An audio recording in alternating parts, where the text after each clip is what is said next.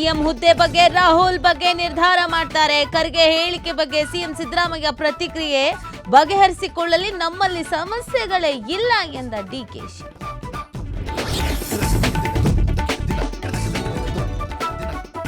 ಕಿಚ್ಚನ ವೀರಾವೇಶ ದರ್ಶನ್ ವಿರುದ್ಧ ಅಲ್ಲ, ಯುದ್ಧ ಆಗಲಿ ಎಂದು ಹೇಳಿದ್ದು ಪೈರಸಿ ವಿರುದ್ಧ. ಟಿವಿ5 ಕನ್ನಡಕ್ಕೆ ಸುದೀಪ್ ಎಕ್ಸ್ಕ್ಲೂಸಿವ್ ಹೇಳಿಕೆ.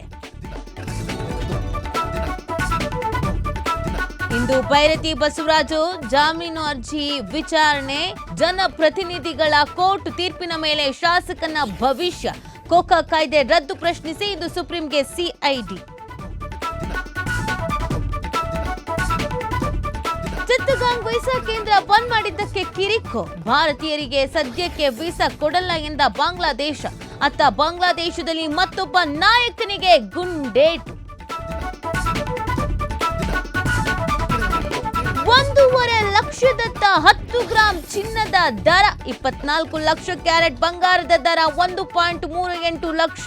ಕೆಜಿ ಬೆಳ್ಳಿ ಬೆಲೆ 2.21 ಲಕ್ಷಕ್ಕೆ ಜಿಗಿತ.